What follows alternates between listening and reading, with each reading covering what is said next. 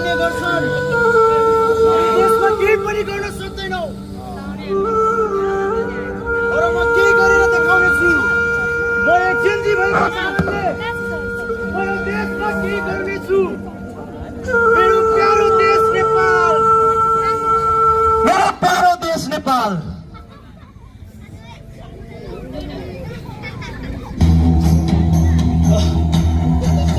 होइन आजभोलि मेरो छोरालाई के भएछ निकै चलाएर बस्छ मेरो देश सुन्दर देश भनेर बस्छ होइन यो छोरालाई के भएछ छोरा यही छोरा यही छ त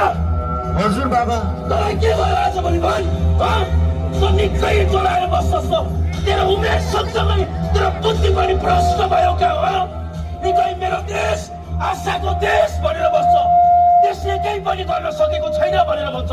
आखिरमा भन्छ तैँले चाहिँ देशको लागि के गरेको छस् भन्छ यदि देशको लागि केही गर्नु छ भने खाडी जानुपर्छ खाडी बुझिस् देशको भविष्य भनेको खाडीमा छ खाडीमा छोरा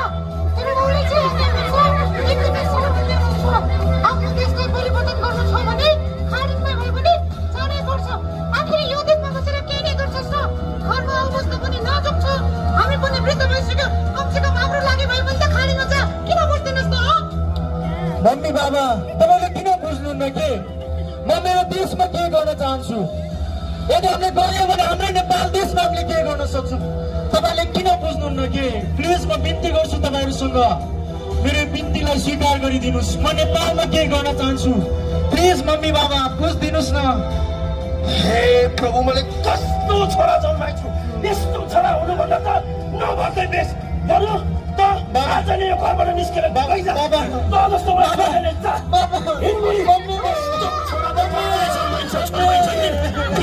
यस्तो छोरा अर्को जन्माएर दिन्छु म तँलाई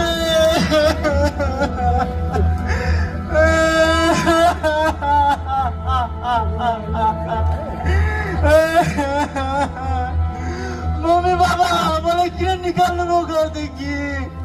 म कहाँ जाऊँ म के गरौँ तपाईँले किन बुझ्दिनुहुन्न मम्मी बाबा